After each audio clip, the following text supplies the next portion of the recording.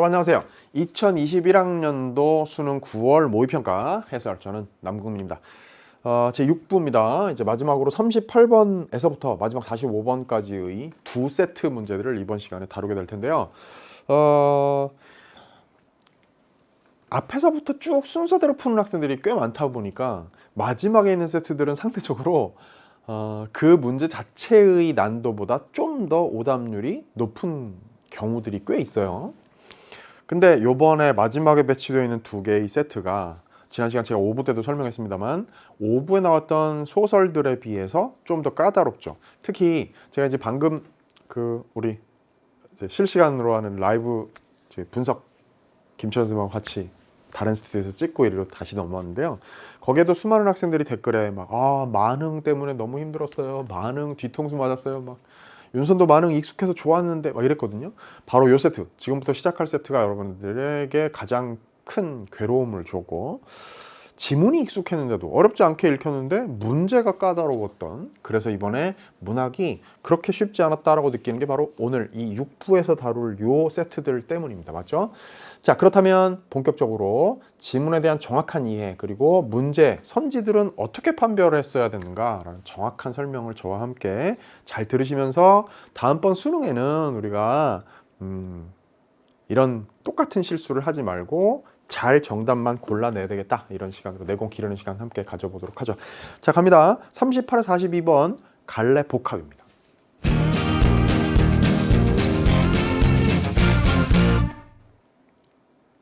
문학의 갈래만이 아니고요, 지금 이렇게 비문학도 함께 엮여 있네요. 자, 요거 이 유형 관련해서 여러분 알아두셔야 될 게 있어요.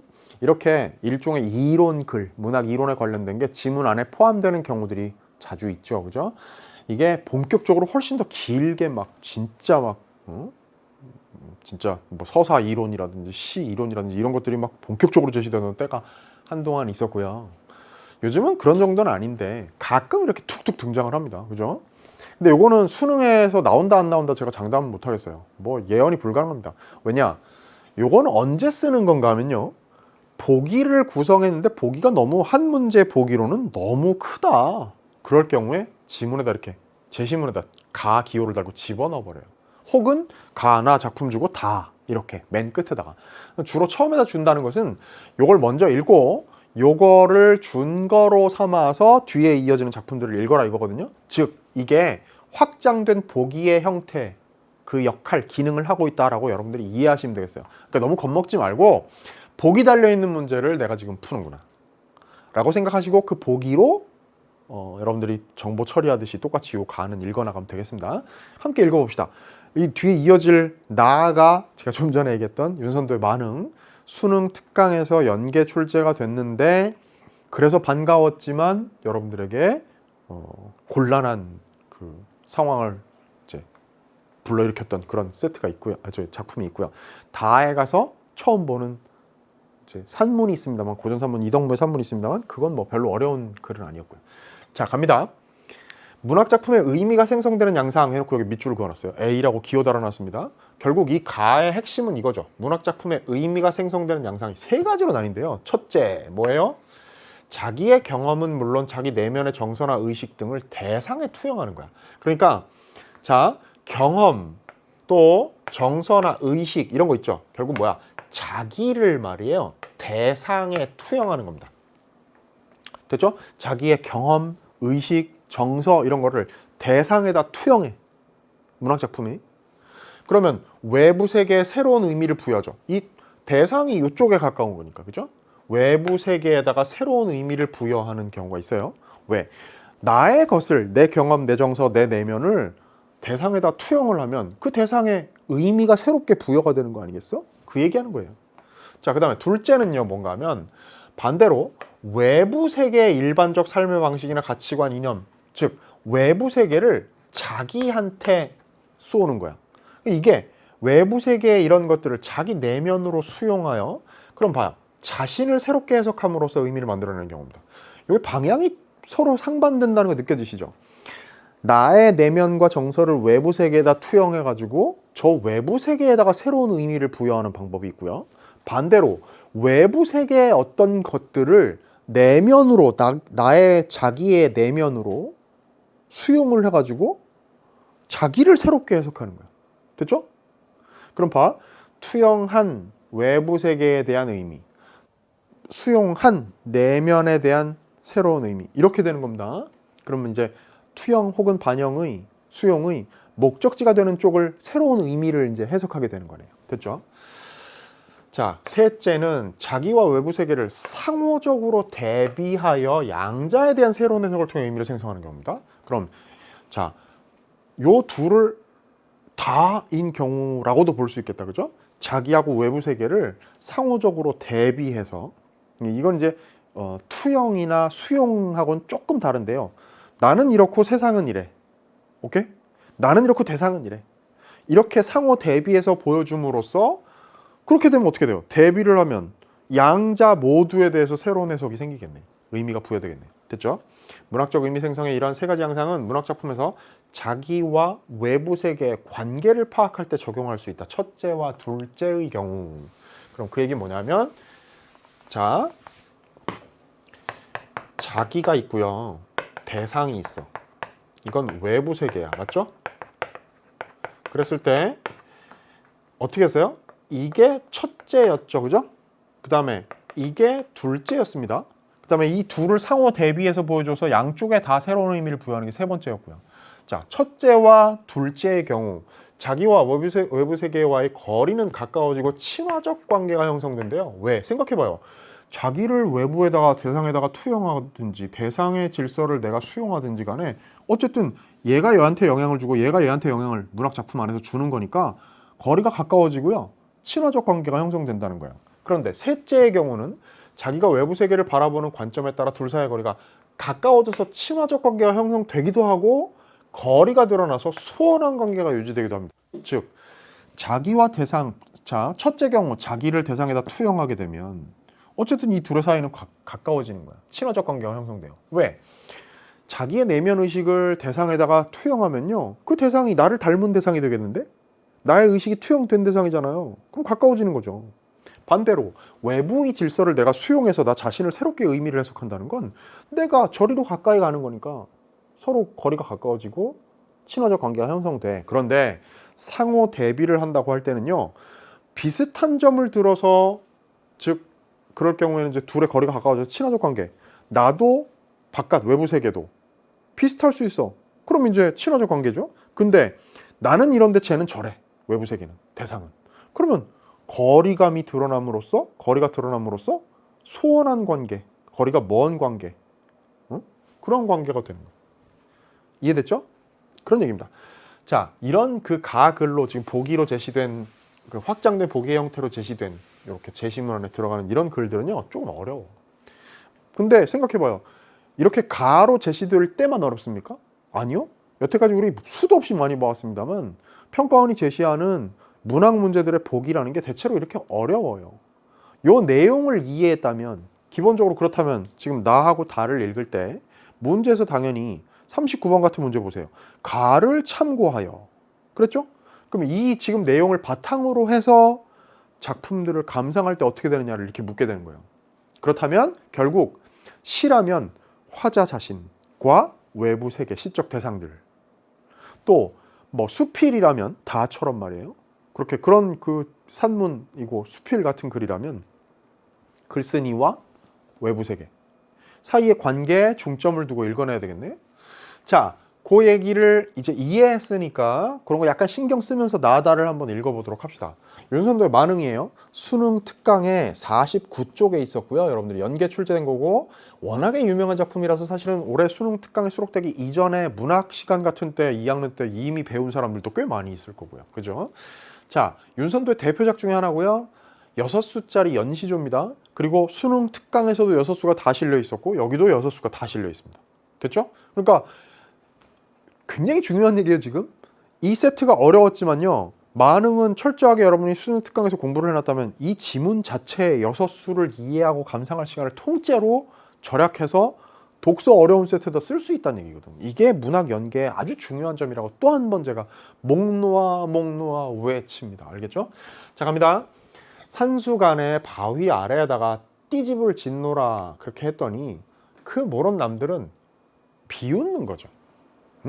우습다 하고 비웃는다마는 어리고 혐의 뜻이는 내 분인가노라. 보통 이 지문들이 제시가 되면 혐 이런 거에는 각주 달아주거든요. 근데 이거는 지금 그럴 필요도 없다고 생각되는 거죠. 워낙 유명한 작품인데다가 수능 특강에서 철저히 공부했으니까 이거 해설 안 줘도 되지? 이렇게 되는 거예요. 그죠? 그렇게 이제 평가원이 요거 각주 굳이 달 필요 없다. 논의 끝에 뺐겠죠. 근데 요거 알겠지만, 공부해서 알겠지만 요거 어리고는 어리석고고요. 혐이라는 게 뭐죠? 세상 물정의 어두운 시골 선비를 얘기하는 거야. 그러니까 어리석고 그런 그 세상 물정의 어두운 선비인 내 뜻에는, 내 생각에는 이게 내 분에 맞는다 라고 생각한다 이거죠. 됐죠? 그럼 이게 이제 안분지족이야, 말하자면. 그죠? 그리고 이렇게 어리고 혐이라고 얘기한 것은 자신에 대해서 되게 겸손한 표현을 한 것이고, 그죠? 제가 지금 이거 수능 특강에서 다 설명 다 자세히 했던 겁니다.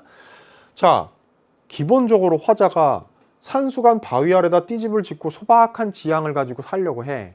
속세의 사람들은 아이고 야 보잘것없다, 야 그래 그렇게 살아야 되겠냐 이렇게 비웃지만, 지금 나 이제 이거 사실은요, 여기 문제도 나옵니다만 이거는 사실 자기가 진짜로 어리석고 세상 물정이 어둡다는 얘기를 하는 게 목표가 아니야. 이 겸손한 표현은 사실은 이 자연 속에서 묻혀 사는 것이 안분지족이 얼마나 드높은 경지인지를 사실은 뽐내고 싶은 마음이거든. 근데 그게 이제 일부러 뽐내는 형식으로 드러나진 않았습니다만, 밑바탕에 깔려있는 자기가 선택한 삶의 방식에 대한 아주 그 든든한 어떤 자부심이랄까요? 그런 게 깔려있는 거예요. 자, 그 다음에요. 보리밥 풋나물 알맞춰 먹은 후에 소박한 음식 아닙니까? 뭐 산의 진미가 아니잖아요. 그런 것들을, 그것도 과식조차 안 해, 알맞게 먹은 후에 바위 끝 물가에 실컷 논이 놀아. 그 남은 여남은 일, 그러면 자, 소박한 음식 먹고 자연 속에서 흥취를 즐기는 일 빼고 나머지의 일들은 뭘 얘기하는 거야? 세속의 부귀 공명을 추구하는 일들이야. 부러워할 줄이 있겠느냐라는 겁니다. 주의해야 돼요. 이 뒤에 이제 38번 문제와도 연관되는 겁니다만, 여러분, 그래서 우리가 이런 걸 배우는 거야. 뭐냐? 이런 걸 두고 뭐라고 해요, 우리가? 서리법이라 그래. 맞죠? 우리가, 여러분, 제가 여러 차례 강조합니다만 시를 공부할 때 이거 서리법 이렇게 암기하는 것 자체가 중요한 게 아니에요. 우리가 알아둬야 되는 건 뭐냐면, 파악해야 되는 건 뭐냐면, 이런 걸 서리법이라고 불러. 서리법은 궁금해서 뭘 물어보고 답을 요구하는 게 아닌 의문이잖아. 의문의 형식을 취했지만 실제로는 다른 효과를 노리는 걸 서리법이라고 한다고. 자, 그 남은 여남은 일이야 부러워할 줄이 있겠느냐? 부러워할 리가 없다는 거죠. 이거는 무슨 의문을 품는 게 아니란 말이에요. 이거는 지금 자기가 속세의 일에는 관심을 두지 않는다는 단호한 태도의 표현이라고요. 그걸 이런 방법을 사용해서 표현한 것일 뿐입니다. 이해됐죠? 제가 왜 이걸 강조하는지 아실 거예요. 38번 문제 직접적으로 연관되는 문제입니다. 자, 잔들고 혼자 앉아 먼 외을 바라보니 그리던 님이 오다 반가움이 이리하랴. 말싸움도 우엄도 아니어도 못내 교화하노라. 자, 보세요. 잔들고 혼자 앉아서 먼 산을 바라봅니다. 혼자 유유자적한 흥취를 즐기는 거지. 그리던 님이, 내가 그리워하던 님이 오신다고 하더라도 온들 반가움이 이만큼 크겠느냐라는 겁니다. 그럼 봐요.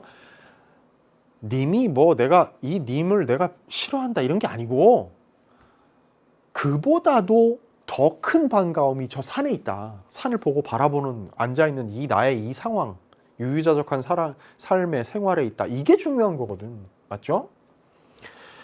말하고 웃지 않아도 못내 좋아. 그냥 좋은 거야. 이심전심이고요. 무라일체라고 하죠. 이런 걸. 그죠? 자연 속에서 풍류를 즐기고 있는 유유자적한 모습입니다. 됐죠? 자, 누가 삼공독은 낫다 하더니, 야, 자연 속에서 사는 거 그거 삼정승 하는 것보다 더 좋아 라고 얘기했는데, 에이, 그 말 틀렸어.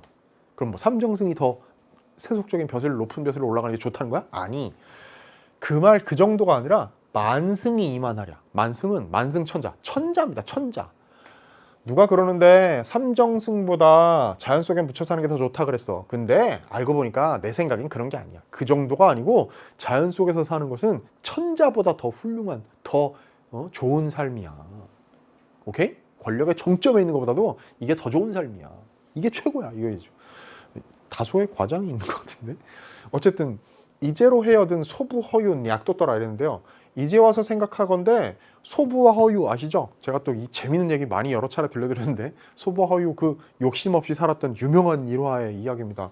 소부 허유가 그 속세를 버리고 산속에 들어가지고 욕심 없이 살았어. 그 사람들이 야갔더라, 영리했더라 이런 얘기입니다. 그 사람들의 선택이 맞았더라. 왜? 만승보다 더 좋은 자리, 더 좋은 삶이니까. 그걸 알고 그렇게 들어갔다 이거지. 그죠? 아마도 임천 한흥을 비길 곳이 없어라 이랬습니다. 임천 한흥, 임천이라는 건 뭐야? 자연이죠. 강호랑 같은 말이에요 결국. 자연 속에서 한가로운 흥취를 즐기는 것을 비길 곳이 없어. 그러니까 이거 만승보다 더 좋은 것이고 뭐 비길 데가 없을 만큼 좋은 만족스러운 지극한 만족을 주는 그런 삶이라는 거예요. 내 본성이 게으르더니 하늘이 그걸 알아요. 아셨어. 그래가지고 인간 만사를 한 일도 안 맡겼습니다. 아이고 저거 윤선도 저거 게을러. 그러니 저거 하늘이 쟤는 아무 일도 맡기면 안 돼. 쟤 벼슬 주지 마. 사실은 윤선도 되게 높은 벼슬까지 한 사람이에요. 이건 사실이 아닙니다. 인간 만사 한 일도 아니 맡은 사람 아니에요 이 사람. 근데 어쨌든 여기서 짐짓 표현을 그렇게 하는 거지. 자, 내 본성이 게을러서 그걸 하늘이 아셔가지고 나한테 인간 만사를 맡기지 않으시고 다만 다툴 리가 없는 강산을 지키라 하셨대. 그럼 와, 이런 말도요 얼마나 진짜 자부심이 엄청난 거예요. 이 얘기는 자기가 뭐야? 하늘이 임명한 강산 지킴이란 얘기예요. 자연의 절반 주인쯤 되는 거야 자기가. 하늘이 나한테 그 일을 위임했어. 강산을 지키라는 걸. 이거 야 내가 권력이 얼마나 높은지 알아? 야 내가 재산이 얼마나 많은지 알아? 이거보다 훨씬 더 높은 경지죠. 그죠? 이 프라이드, 이 스웩 엄청난 겁니다. 강산이 좋다 한들 내 분으로 누웠나냐. 그러니까 강산이 좋다. 그러니까 그 강산에 묻혀 사는 것이 좋다는 거 한들 그게 내가 뭐 잘나서 그게 여기에 이렇게 한가로운 삶을 살 수 있느냐? 아니라는 거죠. 뭐예요 그러면? 임금의 은혜를 이제 더욱 아노이다. 그러니까 이게 지금 보통 이런 사대부들의 이 강호 한정가에는 임금의 은혜에 대한 감사도 종종 따라붙잖아요. 이게 그런 거죠. 이 강산에 누워서 내가 평안하게 즐기는 것도 전부 임금의 은혜라는 것을 내가 더욱 잘 알겠단 말이지. 이렇게 한가롭게 즐길 수 있는 거 임금의 은혜라는 거예요. 아무리 갚고자 하여도 할 수 있는 일, 할 일이 없구나, 없어라. 이런 얘기입니다. 자, 그럼 이제 작품은 이해를 잘 했단 말이지. 그럼 이제 그걸 가지고 문제를 만들었는데 38번 문제를 푸는 게 너무 어려웠다라는 얘기를 여러분이 했어요. 그럼 있잖아요. 이 문제에 관한 얘기를 하기 위해서 이 다를 잠깐만 뒤로 미루고요. 38번 문제를 먼저 풀겠습니다. 됐죠? 이 문제 워낙 이게 지금 이번 아마 문학 시험 문제 중에서 9월 모평 가운데 문학 중에서 난도 제일 높았을 거예요. 그러니까 귀담아 잘 들으십시오. 갑니다. 이 작품 나 윤선도의 만흥의 시상 전개에 대한 설명으로 가장 적절한 것 하나 고르는 겁니다. 잘 따라오세요. 제가 편의상 뒤에서부터 시작합니다. 자, 삼수에 나타난 정서적 반응이 육수에서 감각적 표현을 통해 구체화된다. 그런데요, 이 문제가 어려웠던 이유 중에 하나는 뭐냐면 선지들 중에 허무맹랑해서 말도 안 되는 선지가 거의 없었다는 거야. 그러니까 웬만하면 다 낚일만 했다는 거죠. 매력적인 선지들, 오답지들이 굉장히 많이 있었다는 거예요. 자, 봅니다. 삼수에 나타난 정서적 반응이라는 건 사실 이 작품의 정서적 반응은 다 영탄이지 뭐, 그죠? 지극한 만족감. 근데 그 삼수에도 당연히 그런 게 나타나 있죠. 잠들고 혼자 앉아서 뇌를 바라보는데 그 지극한 만족감. 근데 그런 정서적 반응이 제6수에서 감각적 표현을 통해 구체화된다 그랬는데요. 제6수 한번 보실래요? 여러분, 감각적 표현이라고 하면요, 대체로 시를 다루는 문제에서 감각적 표현이라고 한다면 우리의 오감을 얘기하는 거예요. 시각, 청각, 후각, 촉각, 미각 이런 거. 그런 표현들 보통 감각적 이미지, 감각적 표현은 보통 그런 게 동원되는 것들을 얘기하는 거거든. 근데 그럴 만한 게 그 좀 육수에 있나 보세요. 강산이 좋다 한들 내 분으로 누웠느냐? 임금 은혜를 이제 더욱 아노이다. 아무리 갚고자 해도 하울 일 없잖아. 놀랍게도 시에는 대체로 감각적 표현은 많이 생생한 표현들이 많이 등장하기 마련인데 여기 제 육수에는 그런 게 없어. 땡, 탈락. 오케이? 근데 여러분, 이거 가장 적절한 거 5번으로 고른 사람들 많죠. 지금 선생님 저예요. 왜? 이 말의 표현을 정확하게 의미가 뭔지를 이해를 못했어. 4번 갑니다. 삼수에서의 현재에 대한 긍정. 삼수에는 현재에 대한 긍정이 당연히 있죠. 이 작품 전체가 다 현재에 대한 긍정이 있다고 봐야 돼요. 그죠? 그런데 제4수에서의 역사에 대한 사수에서의 역사에 대한 부정으로 바뀌며 시상이 전환된다 그랬는데요. 생각해 보세요. 사수에 가면요. 역사에 대한 부정이 나옵니까? 사수 한번 읽어볼까? 누가 30보다 낫다고 했는데 만승이 이만하랴? 지금만 생각하니까 소부허유가 영리했더라. 아마도 임천하는 비길 곳이 없다. 여기에 역사에 대한 부정이 어디 있냔 말이야. 사실 4번 선지는 아마도 여기에 속아 넘어갔다. 4번이 답이에요 골랐던 사람은 많지는 않을 겁니다. 나머지 선지들에 비해서 상대적으로 조금 힘이 빠져있는 선지이긴 해요. 그렇다면 나머지 3번 봅시다. 제2수에서 서리적 표현으로 제기된 의문이 제5수에서 해소되었음이 영탄적 표현으로 드러난다. 자, 보세요. 제가 아까 일부러 요선지 설명하려고 얘기했던 건데요. 제2수에서 서리적 표현으로 제기된 의문 그랬습니다. 제2수 볼까요? 서리적 표현 나오죠. 부러워할 줄이 있으랴. 부러워할 줄이 있겠느냐. 부러워할 리가 있겠느냐. 현대어로 하면. 부러워할 리가 있겠느냐라는 것은 서리적 표현입니다. 그 서리적 표현은 아까 제가 설명했습니다만 뭐예요? 의문을 제기하는 게 아니라고요. 자기 확신에 가득 차 있는 거죠. 그러니까 의문을 제기하지 않았다면 당연히 제기되지도 않은 의문이 뭐가 해소가 돼요? 말도 안 되죠. 오케이? 영탄이냐 아니냐에 대해서는 이견이 있을 수 있어. 예를 들면 거기에 거기 제5수에서 말이죠. 뭐 하시도다 이런 거 같은 경우에 도다 이런 거는 감탄형 종결어미에 해당되기 때문에 그건 뭐 이제 이건 그럴 수 있어요. 근데 문제는 이건 틀렸지. 의문을 제기하는 게 아니니까 이수에서. 오케이? 그러니까 이거는 이 부분이 확실히 틀렸기 때문에 정답을 3번으로 고르면 안 된다는 거예요. 근데 속아 넘어간 사람 많죠. 그럴 법합니다. 되게 매력적으로 잘 만든 선지예요. 근데 궁극적으로 서리법을 공부하는 이유는 이런 거야. 이게 아니라는 점, 그 효과, 내용의 이해, 표현의 의도 같은 것들을 우리가 파악하기 위한 거란 얘기지. 자, 2번 갑니다. 제2수에서는 구체성이 드러나는 소재, 보리밥 풋나물 맞네요. 근데 제3수에서는 추상성이 강화된 소재로 시상이 시작된다 그랬어요. 그럼 시상을 여는 그 수의 2수, 3수에서의 시상을 여는 소재들이 보리밥 풋나물 이건 맞았네. 근데 잔 들고 혼자 앉아 먼 외를 바라본다 그랬어. 그런데 그 잔 들고 혼자 앉아 있는 그게 추상성이 강화된 소재냔 말이에요. 말도 안 되죠. 그죠? 이 말이 무슨 의미인지만 이해하면 이건 틀린 말이야. 술 따른 잔을 들고 앉았는데 그게 어떻게 추상적인 성격이 강화된 소재라고 말할 수 있습니까? 자, 그럼 보세요. 이런 문제 여러분 제가 이런 얘기 하겠습니다. 이 문제 헷갈렸을 수 있죠. 어려운 문제예요. 여러분 많이 틀렸잖아요. 그런데 가장 적절한 거 하나 고르라고 했을 때 제가 지금 5번부터 일부러 설명을 했는데요. 각 선지에서 완전히 틀린 부분, 도저히 맞다고 볼 수 없는 부분들이 다 있었다면 그럼 이제 1번이 혹시 아리송해, 맞나 틀리나 잘 모르겠어 라고 했어도 답을 1번으로 고를 수 있어야 돼. 됐어요? 그게 이제 9월 모평이니까 제가 이런 얘기합니다. 수능 코앞에 있잖아요. 이건 실전 스킬이에요. 실전 스킬에서 아까 제가 이제 1부에서도 화법 작문할 때도 얘기했었습니다만 적절한 거 고르라고 했는데 적절하지 않은 게 명백하게 4개가 나왔으면 나머지가 답이에요. 이게 왜 맞는지를 확실하게 설명을 만약에 여러분이 못한다 할지라도 답을 고를 수는 있어야 돼, 수능에서. 중요한 얘기합니다. 자, 깊이 들어가 봅시다. 제1수에서는 경험적 성격과 연결된 공간으로부터 시상이 전개된다 그랬는데 1수에 나와 있는 게 산수간 바위 아래 띠집을 짓고자 짓노라 하니까 어쩌고저쩌고 그때 그 산수간 자기가 띠집 짓고자 하는 그곳이라는 건 경험적 성격과 연결된 공간이라고 말할 수 있겠죠. 그죠? 이제 일부러 여기에서 경험적 성격, 관념적 성격 이렇게 짝을 지어가지고 상반되는 뭔가를 제시한 건데 그럼 제6수에서는 관념적 성격과 연결된 공간으로부터 시상이 전개된다. 이 문제를 어려워했던 학생들은요. 1번도 틀렸다고 판단했을 수 있습니다. 그리고 그 판단은 완전히 허무맹랑하다고 얘기할 수는 없을 거예요. 왜냐하면 자 여기에 6수에서 언급하고 있는 예를 들면 강산이 좋다 한들 내 분으로 누웠느냐 할 때 강산이라는 거 그것도 경험적 성격과 연결된 공간 아닙니까? 라고 판단할 수 있다는 거예요. 그리고 그 생각에는 일부 일리가 있습니다. 맞아요. 그러나 우리는 지금 봐요. 물러설 데가 없죠. 왜? 2, 3, 4, 5가 전부 다 틀린 진술이었으니까. 그렇다면 이것이 맞을 수 있는, 맞는 진술, 옳은 진술일 수 있는 가능성에 대해서 탐색해야 돼요. 오케이? 그렇다면 생각해보면 이럴 수 있죠.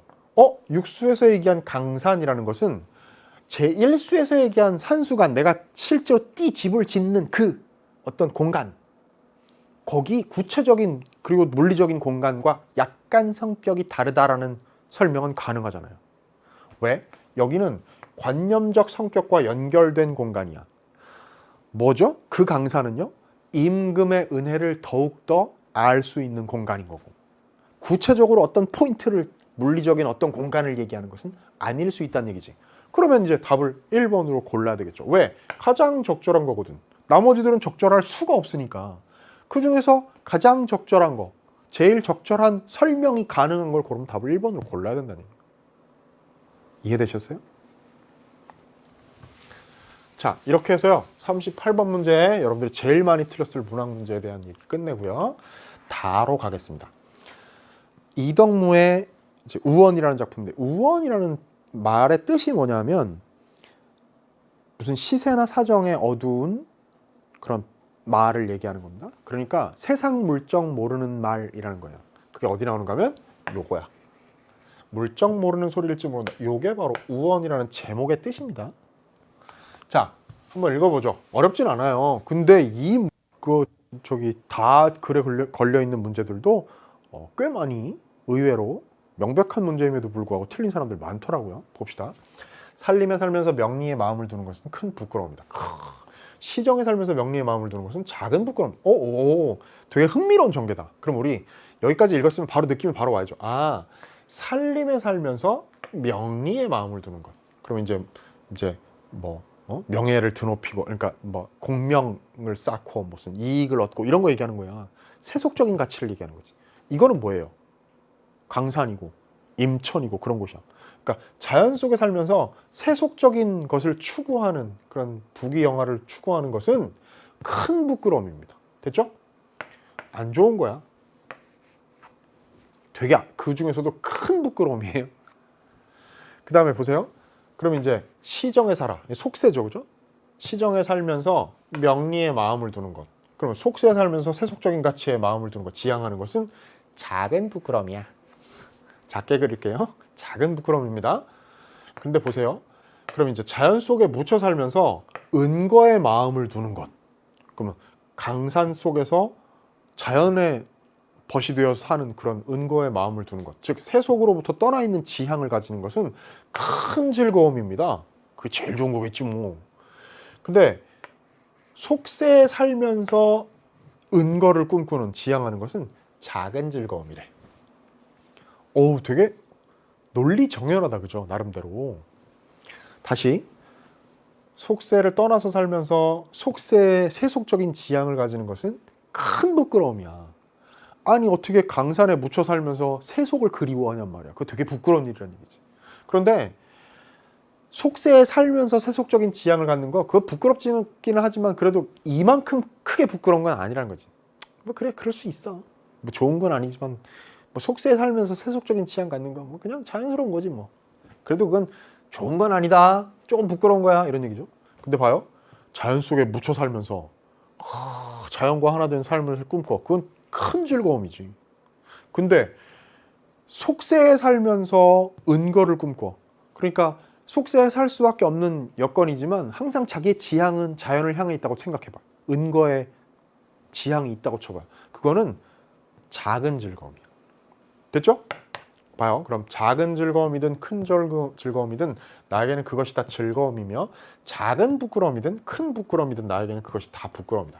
그럼 여기 지금 큰 즐거움, 작은 즐거움, 또 큰 부끄러움, 작은 부끄러움, 공통점은 뭔가요? 상호 간의 공통점은 큰 부끄러움이든 작은 부끄러움이든 세속적인 걸 추구하면 부끄러운 거야. 맞죠? 그런데 큰 즐거움이든 작은 즐거움이든 은거를 지향하면 그건 즐거움이다. 그 얘기입니다, 지금. 그런데 큰 부끄러움을 안고 사는 자는 백의 반이요. 무슨 얘기죠? 살림에 살면서, 그쵸? 명리를 꿈꾸는 것.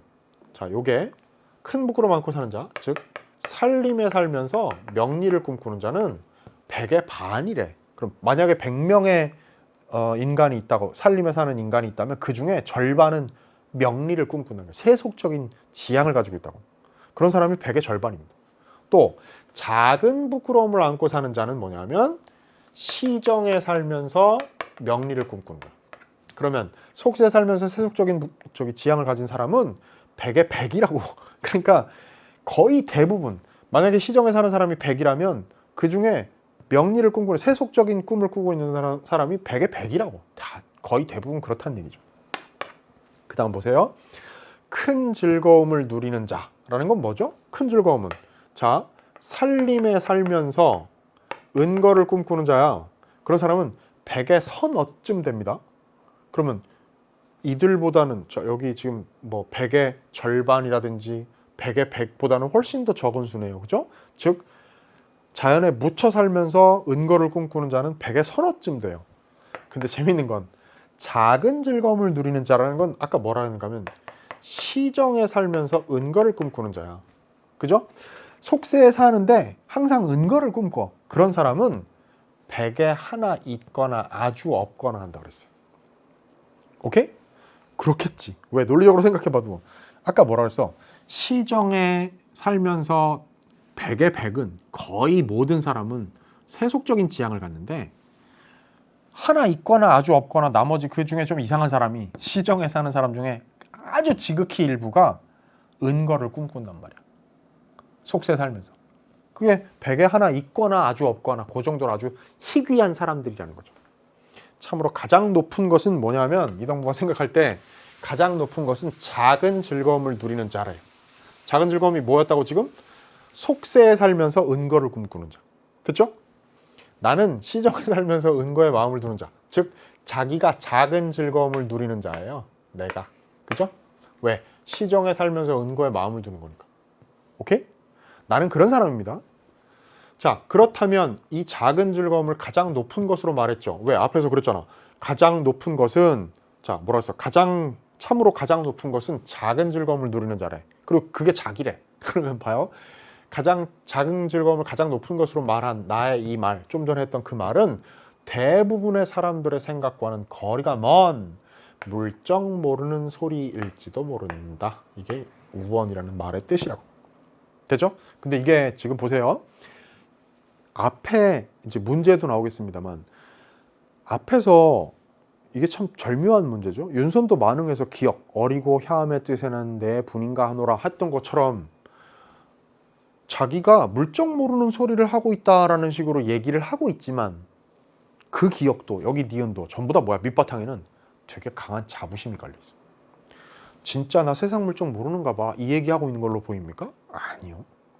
여기서 지금 대부분의 사람들의 생각과는 거리가 멀다는 건 내가 이상한 사람이야 라는 자괴감을 표현한 게 아니고요. 에휴, 저 속세의 것들과 나는 달라, 이런 걸 표현하는 거예요. 오케이? 그러니까 자기는 어떻다고? 이 작은 즐거움을 누리는 자, 100에 하나가 있을까 말까 한 그런 존재라고. 자기는 그게 작은 즐거움은 뭔데? 속세에 살면서 은거를 꿈꾸는 거. 그쵸?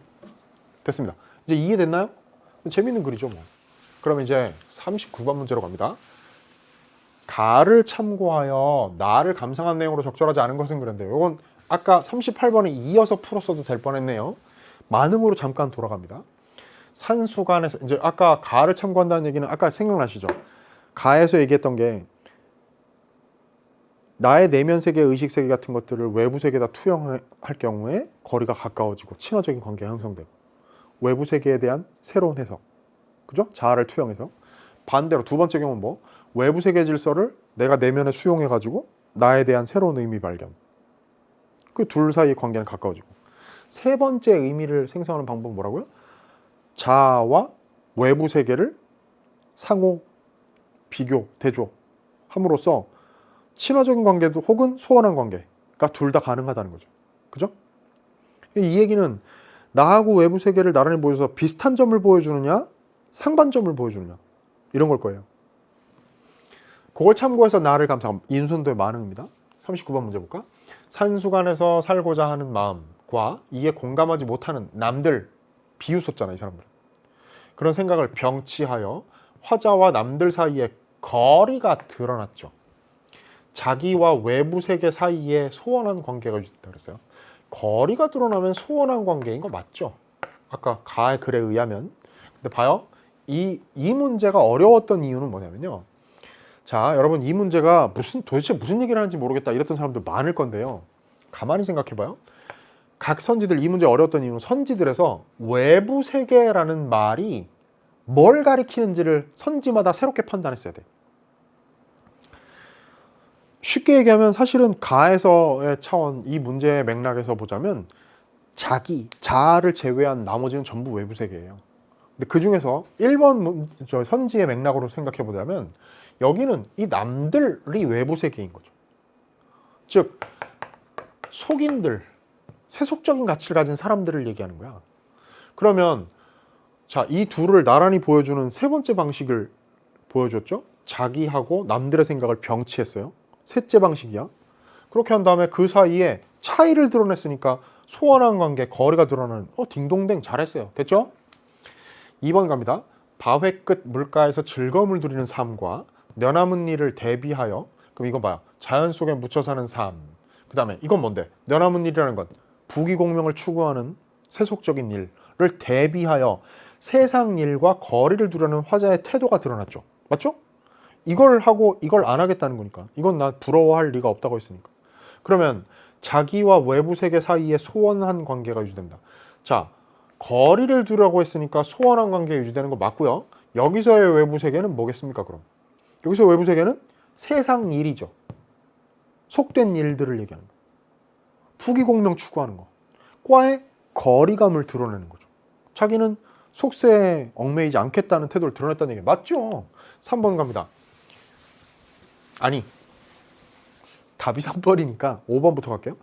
강산 속에서의 삶이 님군의 은혜 덕택임을 제시하여. 그랬죠. 육수에 가서 강산 속에서 사는 게 임금의 은혜라며.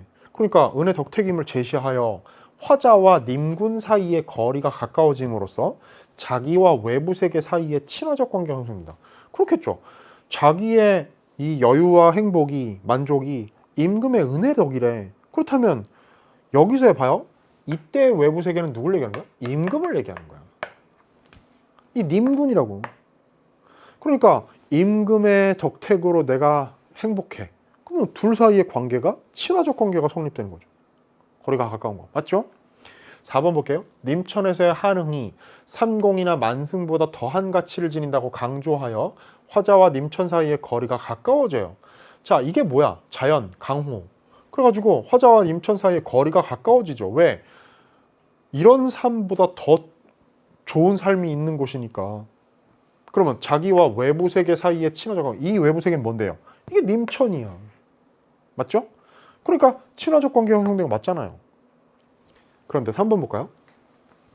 님에 대한 반가움보다 더한 감흥을 불러일으키는 음외의 의미를 부각하여 화자와 님 사이의 거리가 드러남으로써 자기와 외부 세계 사이의 소원한 관계. 이게 무슨 얘기예요? 여러분 잘 들으세요. 되게 그럴듯하게 잘 만들어놨다? 엄청 세련되고요. 엄청 진짜 이거는 잘 만든 문제야. 잘 만든 선지입니다. 근데 보세요. 겉으로 보기엔 그럴듯해 보이거든. 왜? 님에 대한 반가움보다 뇌가 더 반갑다고 해가지고 이거와의 거리감을 드러나서 소원한 관계 어쩌고저쩌고. 맞아요? 생각해봐. 이 제3수에서 얘기하고자 했던 의도는, 목적은, 주요 내용은 뭐예요? 전 뇌를 바라보는데 너무 반갑고 좋아. 그리워하던 님이 온다고 해도 그것보단 반갑지 않을 거야. 그 얘기예요. 그럼 이때 님은요, 뭐 거리감을 드러내가지고 소원한 관계를 유지하기 위해서 동원된 대상, 외부 세계가 아니란 말이에요. 이거는 단순히 산을 바라보는 게 얼마나 좋은지를 비교해서 보여주기 위해서 잠시 끌어다 쓴 소재에 불과하다고. 그 답이 3번이지. 이해되셨죠? 좋았어. 이 문제가 지금 확장된 보기 역할을 하는 가의 깊이도 그렇고요. 선지 하나하나에 담겨있는 어떤 출제 포인트도 그렇고요. 굉장히 치밀하고 견고한 사고가 밑바탕에 깔려있는 문제입니다. 제가 이런 얘기를 제가 강조하는 이유는 뭐냐면요. 평가원이 내는 문제들, 문학 문제들은요. 이렇게 단단한 이론적 기반과 또 심사숙고의 흔적이 누가 봐도 뚝뚝 묻어나는 문제들이 있다고요. 그리고 그런 문제가 또 어려워지기로 말하면 한없이 어려워질 수도 있는. 판단을 정확하게 해줘야 됩니다. 왜 맞고 왜 틀렸는지. 됐죠? 자, 40번 갑니다. 다 이덕무의 우언이 있었죠. 그걸 이해한 내용으로 적절하지 않은 걸 고르랍니다. 봅시다. 부끄러움과 즐거움을 조화시킴으로써 더 나은 삶의 방식을 결정할 수 있다. 이게 무슨 얘기예요? 지금 여기 이덕무가 글쓴이가 말이에요. 부끄러움과 즐거움을 조화시키자 그랬어요? 그래가지고 더 나은 삶의 방식을 추구하자 그랬나? 자기가 생각하는 좋은 삶의 방식은 이미 결정돼 있어. 이걸로. 얘는 나쁜 애고. 이것들의 공통된 특징은 뭐야? 세속적인 가치를 지향한다는 거지. 근데 이 둘을 조화를 해가지고 제3의 무슨 절충안이 있습니까? 그게 최고의 삶이에요? 그런 그 생각이나 태도가 이 다에 드러나 있습니까? 절대.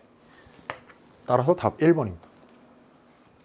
나는 어디에 사느냐와 어디에 마음을 두느냐를 고려하여 삶의 유형을 나누고 있다. 그렇지. 살림에 사느냐, 시정에 사느냐, 그 다음에 은거를 지향하느냐, 마음을 두느냐, 그거 뭐라고 용어가 뭐였지? 뭐죠? 명리에 마음을 두느냐, 또 은거에 마음을 두느냐. 그래가지고 삶의 유형을 나누었잖아요. 그 다음에 삶에 사는 사람들 중에는 즐거움을 누리는 경우보다 부끄러움을 가진 경우가 더 많다. 여러분 요선지 깊이 생각해야 돼요. 살림에 사는 사람들 중 즐거움을 누리는 사람은요, 살림에 살면서 거기 즐거움, 은거에 마음을 두는 것이죠. 그게 큰 즐거움입니다. 근데 그런 사람은 얼마나 된다 그랬어요? 큰 즐거움을 누린 자는 100에 서너쯤 된다 그랬어. 그래서 이 경우는요, 즐거움 누린 사람은 100에 서너 정도 된다 그랬습니다. 그 다음에 살림에 살면서 부끄러움을 느끼는 자는 누군가 하면 살림에 살면서 명리의 마음을 두는 큰 부끄러움을 가진 사람이야. 이런 사람은 큰 부끄러움을 안고 사는 자는 어떤 경우라 했어? 이 사람은 100의 절반쯤 된다 그랬어. 그러면 더 많다. 당연히 딩동댕 이래야죠. 근데 뭔지 헷갈리니까 약간 복잡하죠, 그죠? 그러다 보니까 막 쫓겨가지고 시간에 제대로 판단 못하고 반대로 잘못 생각하고 막 혼란스러워 이랬을 수 있어요, 그죠? 마치 독서에서 내용 일치불일치 문제 선지 복잡하게 꼬아놓듯이 그렇게 만든 선지이긴 합니다만 어쨌든 속으면 안 됩니다. 맞는 진술이죠. 그 1문단과 2문단의 내용을 참고할 때 그렇습니다. 자, 큰 부끄러움과 작은 즐거움은 어디에 사느냐와 어디에 마음을 두느냐가 모두 서로 다르다. 왜? 큰 부끄러움은 아까 나왔지만 큰 부끄러움이라는 것은 시정에 살면서 명리에 마음을 두는 거야. 아니. 큰 부끄러움 살림에 살면서 명리에 마음을 두는 거야. 큰 부끄러움은요. 자, 살림에 살면서 명리에 마음을 두는 거고요. 그 다음에 작은 즐거움은 뭐냐면 작은 즐거움은 시정에 살면서 은거에 마음을 두는 거거든. 그러면 어디에 사느냐도 살림과 시정으로 다르고요. 그 다음에 어디에 마음을 두느냐도 명리와 은거로 서로 다르죠. 그러니까 딩동댕 좋았어. 그 다음에 명리를 부끄러움에 은거를 즐거움에 대응시킨 것으로 보아 나는 은거의 가치를 명리의 가치보다 높이 두고 있음을 알 수 있다. 당연하죠. 이건 즐거움이고 어디 있어? 명리는 부끄러움이었으니까. 아까 제가 지문 읽을 때도 얘기했었습니다. 그러니까 이건 당연히 맞는 얘기. 봐요. 은거는 명리는 부정적인 거고 은거는 긍정적인 거 아니에요, 이 사람한테는. 그러니까 이 둘을 조화시킴으로써 더 나은 삶의 방식을 결정할 수 있다는 게 틀린 진술이라는 점과 5번 선지에 대한 판단 같은 것들은 서로 엮여 있는 거야. 그렇죠? 이 사람은 명리를 추구하는 세속의 지향은 부끄러운 것으로 여기고 은거를 지향하는 걸 즐거움으로 여기는 사람이라고. 이건 뭐 명백한 사실이지. 자, 답 1번인 게 눈에 보이시죠?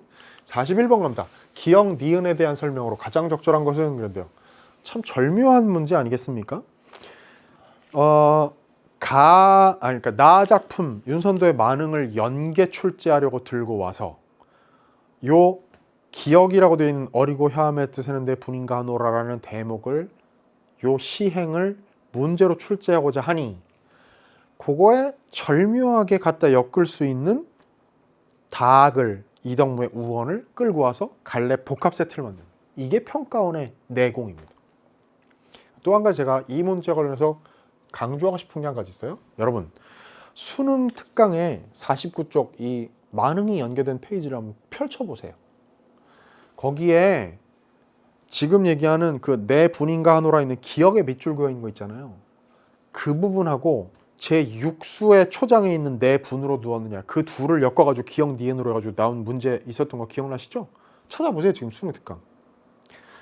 제가 지금 무슨 얘기하고 있습니까?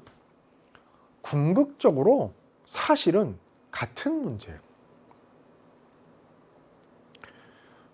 서로 다른 포인트를 니은에선 다른 포인트를 짚긴 했습니다만 궁극적으로는 답은 뭔데요? 자, 이거거든?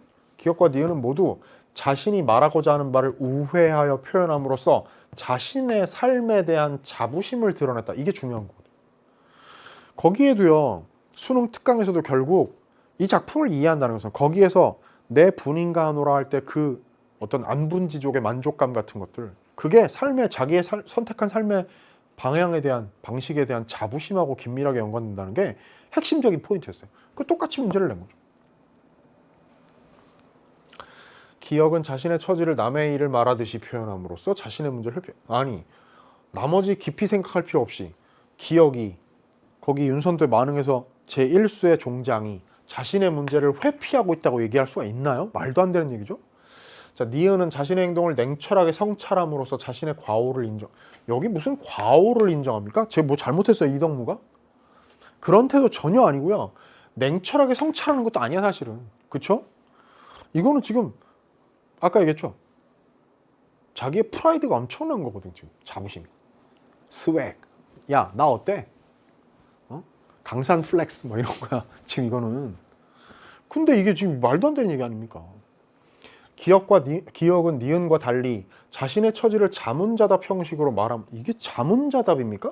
자문자답 무슨 말인지 알죠? 스스로 묻고 스스로 답하는 거야. 근데 이거 아니잖아요. 자신의 생각을 일반화. 이게 일반화인지 아닌지를 깊이 생각할 필요도 없어 사실은. 자, 니은은 기억과 달리 자신의 생각을 남의 말을 인용하여 표현함으로써 그런데요. 자, 니은이 말이에요. 지금 거기 봐봐. 나의 이 말은 대부분의 사람들의 생각과는 거리가 먼 물정 모르는 소리일지도 모른다가 어떻게 자신의 생각을 남의 말을 인용하여 표현한 겁니까? 말도 안 되죠. 자, 다시 한번 실전적인 차원에서 말씀드릴게요. 깊이 있게 여러분이 해설지를 쓸 게 아니잖아요. 저처럼 해설 강의를 찍을 게 아니잖아요. 여러분은 어디가 틀렸는지 확실하게 눈에 띄는 데만 있으면 그 선지는 바로 제외를 해버리면 돼. 그러고 있죠? 수능에 가서도 그렇게 하면 됩니다. 모두 자신이 말하고자 하는 바를 우회하여 표현했죠. 왜? 이거는 야, 나 잘났어. 내가 선택한 삶이 최고야. 라고 대놓고 얘기하는 게 아니거든. 야, 나 좀 어리석지만 그렇기 때문에 이 시골 물정, 세상 물정 모르는 내 분수에는 이게 딱 맞는 것 같아. 라고 기억은 얘기하고 있는 거고요. 니은도요, 뭐라 그러는 거야? 이거 대부분의 사람들하고 생각이 안 맞는데 나 이 세상 물정 모르는 소리일지 몰라. 이런 식으로 돌려서 얘기하고 있어. 근데 이 둘 다 밑바탕엔 야, 니들이 뭐 세속적인 니들이 뭐 나의 수준에 대해서 좀 알아? 진정한 훌륭한 삶은 이런 거야. 알아? 이런 게 깔려 있는 거란 얘기. 답이 5번이에요. 이해되시죠? 자, 42번 갑니다. A를 바탕으로. 그런데 A가 뭐냐 하면 가의 내용이지 뭐. 문학 작품의 의미가 생성되는 양상. 그걸 바탕으로 나다를 이해한 내용으로 적절하지 않은 걸 고르랍니다. 생각해 봅시다. 1번. 나에서 만응에서 말이에요. 무정물인 대상에 대해 호감을 표현한 것은 자신의 정서를 대상에 투영한 것이라고 할 수 있다. 자, 자신의 정서를 대상에 투영했어. 무정물인 대상에 대해서 호감을 표현하는 거. 그런 대상이 뭐가 있을까? 뇌가 있네요. 그죠? 저 뇌가 너무 반갑고 좋아. 그래가지고 막 물화일체가 돼가지고 막 지극한 만족감. 자기의 정서를 대상에 투영한 거죠. 산은 그냥 산대로 그냥 있는 건데 쟤를 보고 막 지극한 만족감의 대상으로 여기는 것은 자기의 정서를 거기다 투영한 거거든. 다해서 이덕무의 우원에서 자연의 의미를 부여하는 것은 자신의 생각을 대상에 투영하여 세계를 해석하는 것이라고 볼 수 있다. 이때 의미를 부여한 자연이라는 것은 살림을 얘기하는 겁니다. 그죠? 살림, 자연. 그럼 봐요. 거기에다 의미를 부여했다는 건 자, 자기의 생각, 가치관을 살림은 좋은 것, 시정은 나쁜 것. 쉽게 얘기하면. 그러니까 그렇게 단순해서 얘기하기는 힘들지만 어쨌든 궁극적으로 지향해야 할 것은 어쨌든 시정은 아니라 그 강호, 살림에 있는 건 맞잖아요. 그죠? 자, 그렇게 세 개를 해석해서 의미를 부여하는 거죠. 맞네요. 다에서의 삶의 방식을 상대적 기준에 따라 나누어 평가한 것은 다에서 삶의 방식을 상대적 기준에 따라 나누어 평가했죠. 그래가지고 뭐 100에 몇이고 어쩌고 그래서 제일 그 중에 가장 훌륭한 것은 작은 즐거움을 누리는 것이고 그 안에 내가 있고 그죠? 그런 얘기했어. 근데 그럼 자신의 가치관과 세상 사람들의 생각을 비교하여 세 개의 의미를 새롭게 파악한 것이라고 할 수 있다. 평가를 해버리는 거니까. 이것도 맞는 얘기 아니겠어요? 자신의 가치관, 세상 사람들의 생각, 그걸 비교해서 세상 사람들, 특히 이제 거기 보세요. 니은 같은 밑줄 긋은 거. 대부분의 사람들의 생각과는 자기의 생각과는 가치관과는 거리가 멀어요. 결국 세 개의 의미, 올바른 삶의 바람직한 즐거움 이런 것의 의미를 자기가 가치를 부여한 것이죠. 4번 나에서는 선인들의 삶의 태도를 자기 내면으로 수용하는 과정을 거쳐 다에서는 대다수 사람들의 뜻을 자기 내면으로 수용하는 과정을 거쳐 새로운 의미를 생성한다고 볼 수 있다. 여러분 봐요. 여기서 선인들이 잠깐 소부 허유가 나오긴 나오죠. 만흥에서. 근데 그들의 삶의 태도를 자기 내면으로 수용하는 과정이 직접 드러나지는 않고요. 일단 이건 그렇다 치고 다에서 말이에요. 대다수 사람들의 뜻을 자기 내면으로 수용하는 과정을 거친다고요? 아니지. 대다수 사람들의 뜻과 자기는 안 맞아요. 그렇잖아요. 그러니까 이게 4번 틀렸죠. 그 다음에 나에서 자기 본성을 하늘의 뜻에 연관 지은 것. 그랬죠. 자기의 본성이 게을러서 하늘이 나한테 그래서 자연을 다투리 없는 자연을 맡겼다고 했어요. 다에서 자기 삶의 방식을 일반적인 삶의 방식과 견주었지. 그래가지고 자기는 되게 희귀한 사람이라는 걸 얘기했어요. 자기 삶의 가치를 새롭게 해석하여 의미를 만들어낸 것이지. 둘 다 맞죠? 결국에 궁극적으로는 은거의 지향 같은 게 얼마나 훌륭한 삶의 태도인지를 드러내기 위한 것이고요. 됐나요? 42번 문제 정답 4번까지를 골랐습니다. 이 세트를 제가 일부러 시간을 오래 써가지고 자세히 설명했습니다. 제일 어려운 세트였으니까. 그리고 수능에 가서도 여러분들 이런 문제들, 이런 지문들에 속아 넘어가면 안 되겠어요. 됐어요. 이제 마지막 현대시 세트로 넘어가도록 하겠습니다.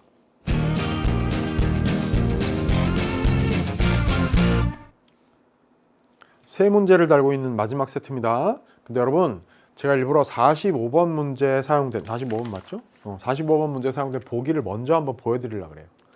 요게 이제 여러분 그렇잖아요. 가 작품은 수능 특강 문학의 88쪽에서 연계 출제됐습니다. 그래서 이제 마지막 이제 연계 작품인데요. 김수영의 사령 저랑 이제 수능 특강 문학에서 공부한 사람들 많을 거예요. 익숙한 작품. 그냥 안 읽어도 바로 나로 넘어갈 수 있었겠죠. 나는 여러분들이 처음 본 시입니다. 나름대로 꽤 유명한 시였는데 예전에. 근데 어쨌든 여러분에게 낯선 시니까. 그리고 연계도 아니고요. 그러다 보니까 낯선 작품이 나왔을 때 특히 시일 경우에 어떻게 하라고? 요런 길잡이 형태의 여러분들을 이제 안내해주는 보기를 먼저 읽고 들어가면 지문 이해가 훨씬 쉬워진다. 자, 갑니다. 자유로운 의사소통이 제한되는 사회에서 개인은 자신의 의사를 온전히 표현할 수 없어서 자유가 억압되고 그 사회 또한 경직된다. 그럼 봐요. 자유로운 의사소통이 제한되는 사회에서 개인은 자유가 억압됩니다. 사회는 경직돼요. 굳어버리는 거지. 부드럽고 유연하지 못하고. 자, 이런 맥락에서 가와 나를 해석할 수 있다 했어요. 그럼 봐요.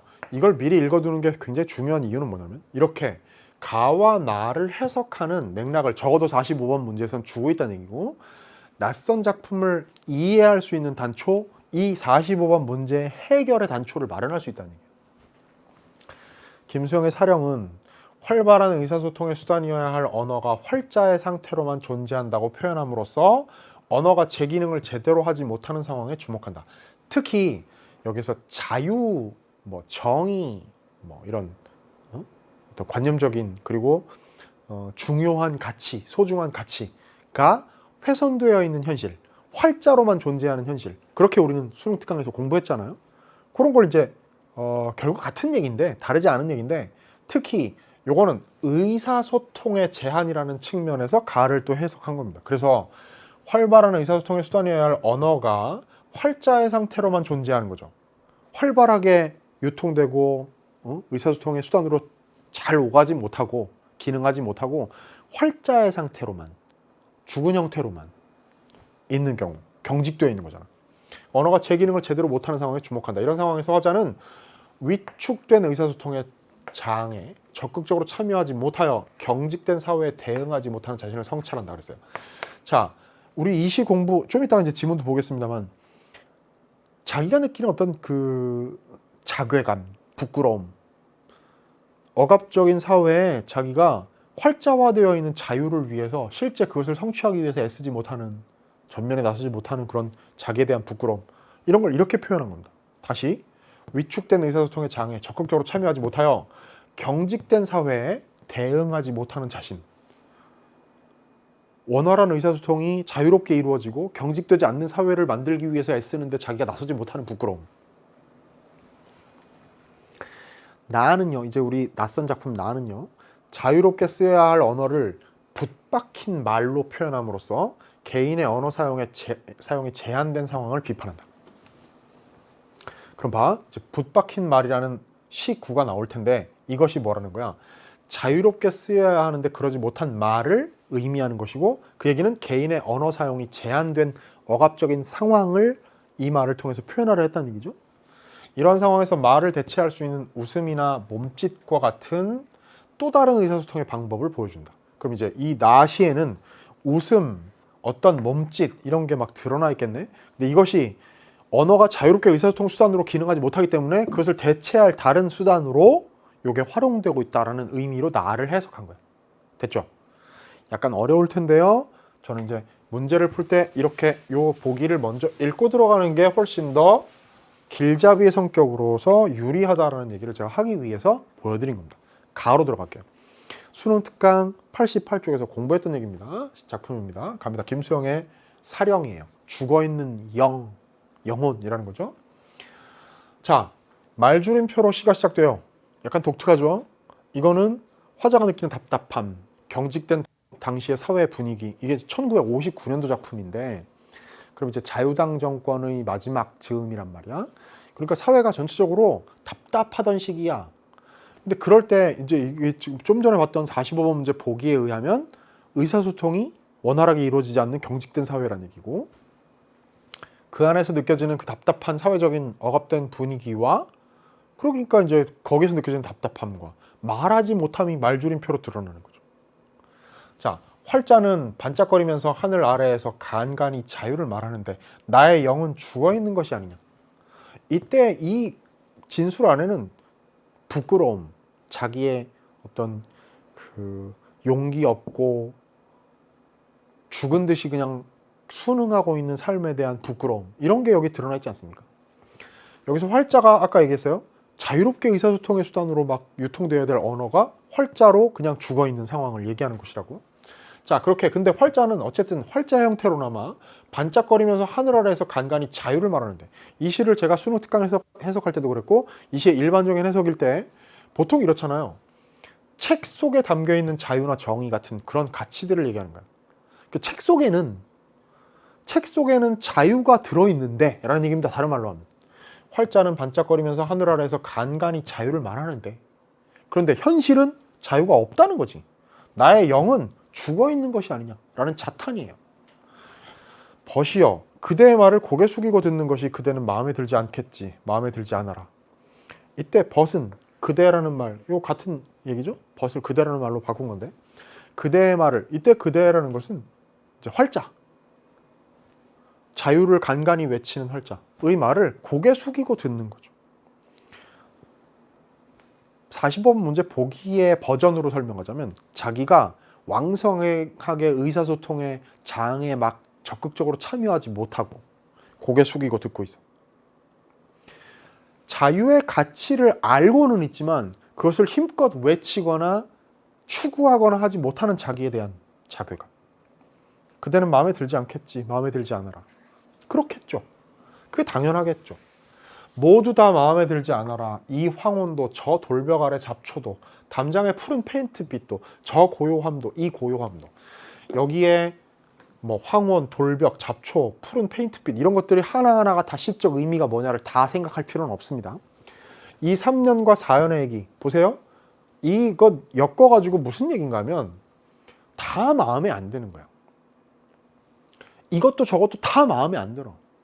이 고요함도 저 고요함도 이 고요함도는 고요함이라는 건 뭐예요? 자, 45번 문제 보기로 버전으로 설명하자면 의사소통이 이루어지지 않는 고요함이에요. 그리고 이 원래 이 작품에 대한 주요 해석으로 얘기할 때 이 고요함은 뭐야? 다른 말로 하면 용기 없음이지 뭐. 자유를 떨쳐 외치지 못하는 그 고요함. 그러면 이건 타인들의 고요함일 테고 이거는 자기의 고요함일 테고 자기의 용기 없음이고 다 마음에 안 들죠. 또 그대의 정의도 우리들의 섬세도 자 그대의 정의 관념화되어 있는 활자화되어 있는 자유도 정의도 그런 숭고한 가치들도 또 우리들의 섬세 이 섬세함이라는 건 나약함 같은 거예요. 우리의 나약함도 행동이 죽음에서 나오는 이 욕된 교회 그랬는데요. 행동이 죽음에서 나오는 이 욕된 교회라는 이 무시무시한 표현은 이런 겁니다. 억압된 사회에서 반짝이는 자유라는 활자화되어 있는 가치, 죽어있는 실제로는 우리의 것이 아닌 이 가치를 뭔가를 얻어내기 위해서는 그런 실천을 하는 행동을 하기 위해서는 죽음에서 나오는 행동이 죽음에서 나와. 즉 극단적인 어떤 방법을 사용하지 않고는 실천을 위해서 노력할 수 없는 이런 답답한 사회, 이 타락한 이 변두리에서는 이라는 의미예요.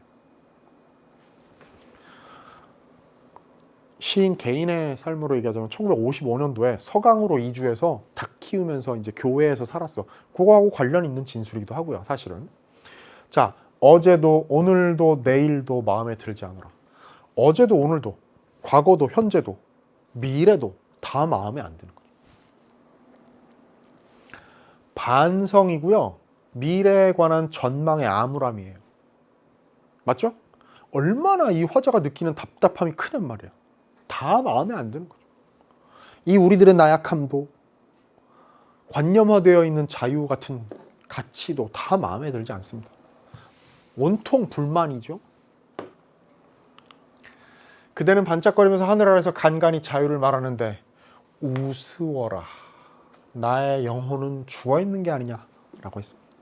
그래서 죽어있는 영혼이라고 해서 사령인 거예요. 근데 여기 우스워라를 보십시오. 지금 이 마지막 연이 말이에요. 첫 연을 살짝 변주한 거죠. 일종의 수미상관입니다. 근데 이 수미상관을 통해서 결국 수미상관은 뭐예요? 어떤 경우는 리듬감을 줄 수 있어요. 반복이니까. 더 큰 어떤 기능이라고 한다면 앞과 끝에 구조적인 안정감을 주는 것이고 어쩌면 더 중요한 것은 그만큼 반복됨으로 해서 시작과 끝을 동일하게 유사하게 함으로써 의미를 강조하는 거야. 그럼 이때 강조되는 의미는 뭘까요?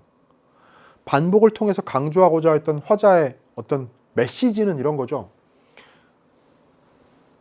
활자화되어 있는 뭔가 사문화되어 있고 살아서 생동하지 못하고 우리 것이 아니고 눈에 보이지 않는 그러나 나는 알고 있고 우리도 알고 있는 중요한 가치인 자유 같은 것 그걸 떨쳐 일어서서 힘껏 외치고 자기 희생을 감내하면서 그걸 추구하지 못하는 나의 영혼은 죽어있는 것이 아니냐라고 자조하는 거예요.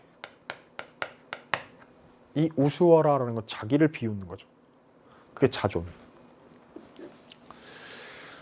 자, 나로 갑니다. 낯선 작품이지만 아까 우리 45번 문제의 보기를 통해서 여기에 이연에 나오는 요 붙박힌 말이라는 요 식구가 바로 뭘 의미한다 그랬어요?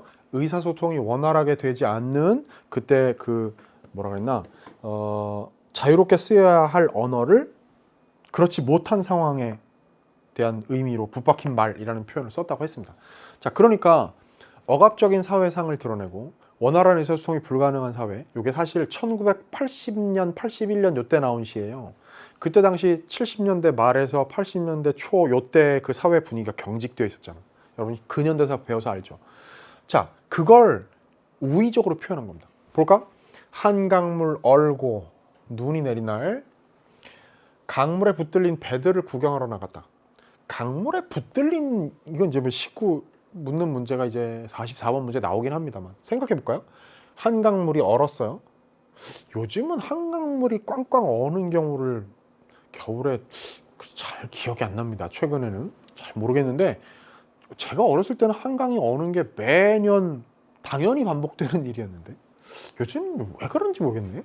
어쨌든 한강물 얼고 눈이 내린 날 강물에 붙들린 배들, 이게 무슨 얘기야? 배들이 떠 있는데 강물이 얼어버리니까 강물에 붙들리는 셈이 되는 거죠. 이해됐나? 그 배들을 구경하러 나갔다 그랬습니다. 근데 훈련 받나 봐. 아니야, 발등까지 딱딱하게 얼었대. 우리는 강물 위에 서서 일렬로 늘어선 배들을 비웃느라 시시덕거렸다. 그러면 이 비웃느라 시시덕거리는 요 말들이 요런 말이겠죠. 구경하러 나가서 강물에 붙들린 배들을 보면서 야, 배들이 뭐 훈련 받나 보다. 근데 여기서 배들이 저렇게 쫙 얼어붙어 있는 배들을 보면서 훈련 받나 봐 라고 얘기하는데도 사실은 이 시의 시대적인 어떤 배경 같은 게 녹아 들어가 있는 거예요. 당시 어떤 그 군사 문화 같은 것들이 사회적인 그 분위기에 영향을 끼치던 것들이 시 같은데 표현된 작품들 많이 있잖아요. 예를 들면 뭐 새들도 세상을 뜨는구나 같은 작품들 생각해봐요. 자, 훈련 받나 봐. 그런데 아니야, 발등까지 딱딱하게 얼었대 그랬어요. 그럼 무슨 얘기야? 훈련 받느라고 일부러 저런 부동 자세를 취하고 잠시 있나 봐. 아니야, 완전히 얼어붙었대 이러면서 막 비웃고 시시덕거려요. 근데 웃긴 얘기 아닙니까? 이 상황 자체가 되게 이해가 안 될 거야.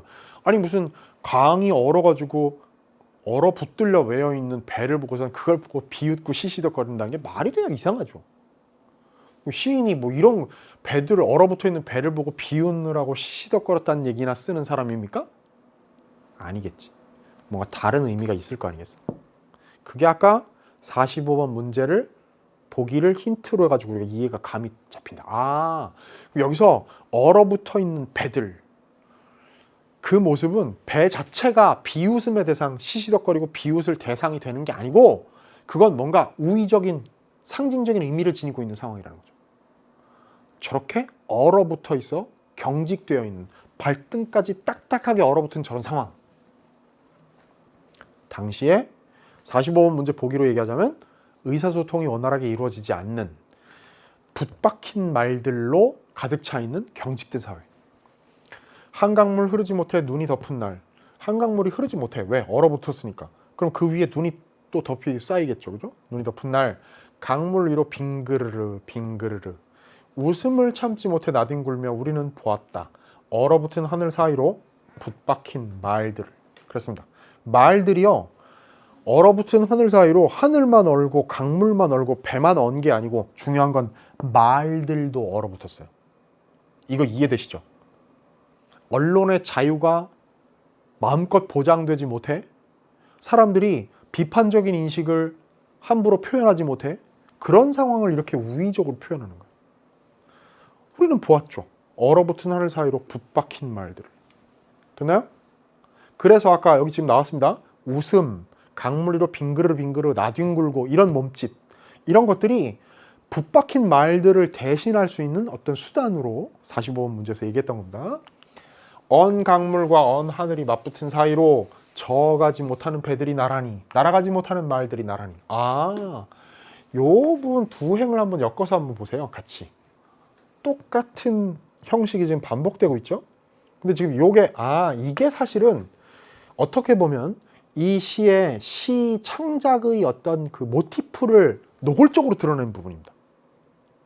사실 이 시인이 이런 시를 쓰게 된 첫 출발점이 어디였는지를 여기서 알게 해줘. 우린 여기서 눈치챌 수 있죠.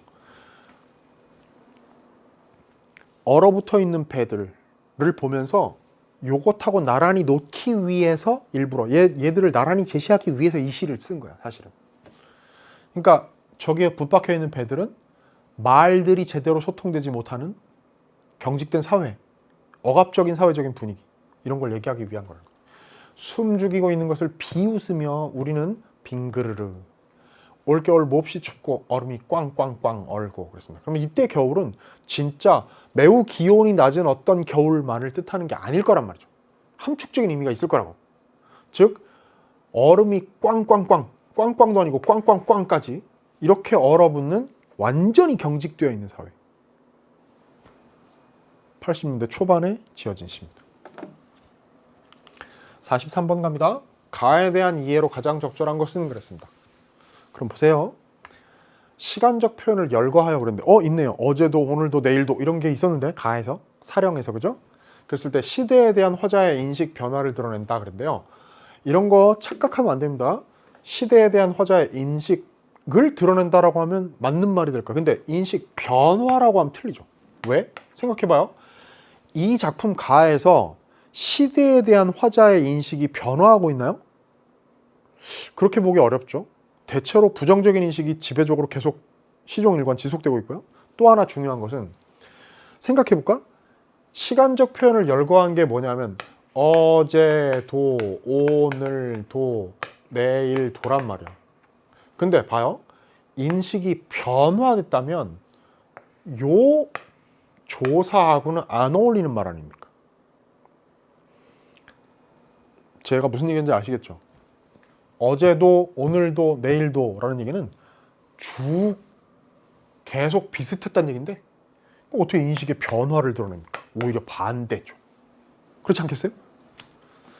2번 대상에 대한 호칭을 전환하여 그랬는데 벗이여 그대의 말을 어쩌고 할 때 벗 그대로 호칭 전환한 부분은 찾을 수 있겠다. 그지? 그런데 시적 대상에 대한 화자의 경외감을 표현한다는데 이 말은 되게 조심해야 될 말입니다. 제가 나올 때마다 얘기하죠. 이거 아무데나 쓸 수 있는 말 아니에요. 경외감이라는 건요. 공경하면서 한편으로 두려워하는 마음을 얘기하는 거야. 인간이 하늘에 대해서 가지는 마음, 절대적 존재 신에 대해서 가지는 태도, 이런 게 경외감이거든요. 아니면 되게 위대한 사람이 있어. 엄청 훌륭해. 그 사람은 함부로 뭐 그냥 내가 마음껏 칭찬하기도 너무 훌륭한 사람이야. 한편으로 그 사람의 위험이 되게 커. 그래가지고 이럴 때 경외감이라고 얘기하는 거예요. 이게 안 어울리지. 자, 원근을 나타내는 지시어를 사용하면 이, 저 이런 거 나왔잖아. 무슨 어디 나왔나? 저 고요함도 이 고요함도도 나오고요. 이 황혼도 저 돌벽 아래 잡초도 이런 거 나오잖아요. 지시어를 사용하여 화자의 시선에 포착된 대상의 움직임을 표현한다. 이건 틀렸네. 자, 일부러 틀린 말들을 하나씩 박아놓고 있죠. 여긴 변화, 여긴 경외감, 여기는 움직임. 자, 물음의 형식으로 종결하여. 그런데 우스워라 나의 영은 죽어있는 것이 아니냐라는 식으로 물음의 형식으로 종결. 좋았어요. 시적 대상에 대한 화자의 깨달음이 부정되고 있음을 나타낸다. 대상에 대한 화자의 깨달음이 부정된다는 말은 안 어울리죠. 마지막에 이 물음의 형식으로 종결한 건 뭐예요? 자조적인 인식을 드러내는 거죠. 자탄, 반성, 성찰 이런 태도를 드러내는 거야. 자, 동일한 구절을 반복하여 그런 거 있습니다. 예를 들면 나의 영은 죽어있는 것이 아니냐라는 구절이라든지 아니면 또 뭐 마음에 들지 않아라 라는 구절이라든지 그런 걸 반복하여 시적 상황에 대한 화자의 부정적 정서가 심화되는 과정을 드러낸다. 요걸 맞게 골라야 되겠다. 가장 적절한 거 이거밖에 없죠. 뭐 나머지는 다 틀린 부분들이 분명히 있었으니까.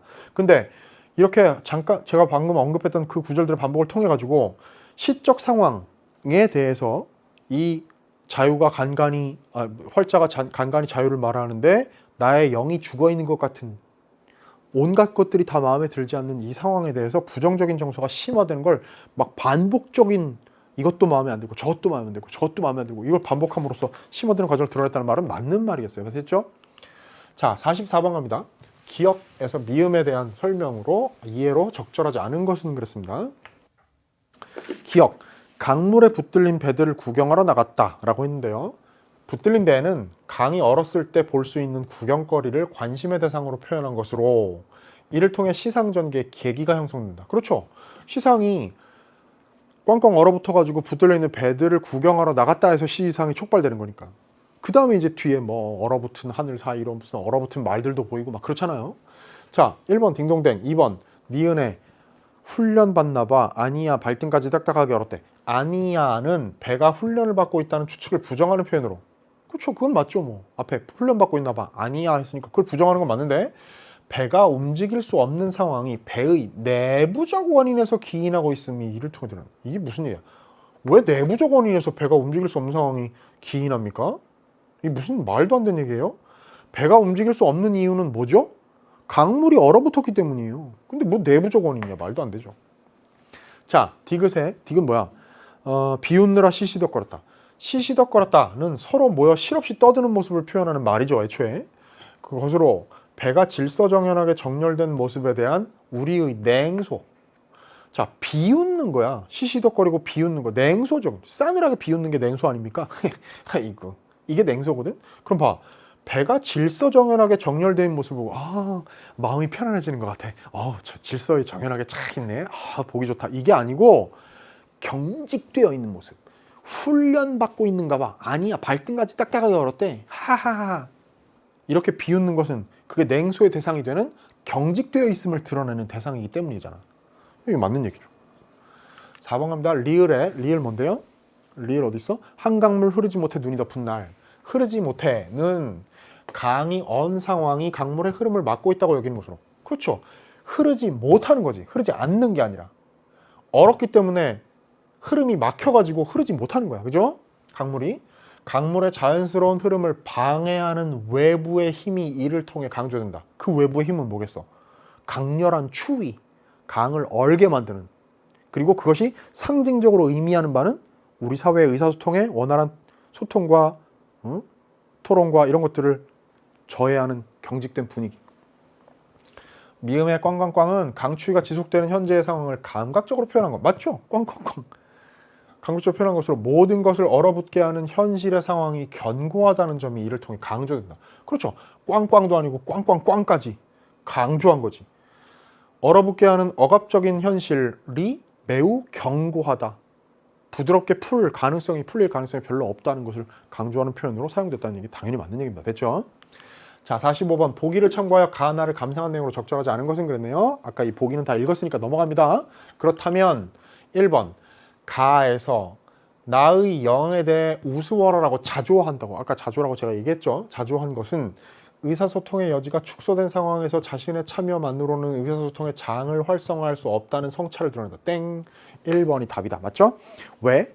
가에서 나의 영에 대해서 우스워라고 자조하는 것은 거기 위에 보기의 구절로 얘기하자면 위축된 의사소통의 장에 적극적으로 참여하지 못하여 경직된 사회에 대응하지 못하는 자신을 부끄러워하는 말이죠.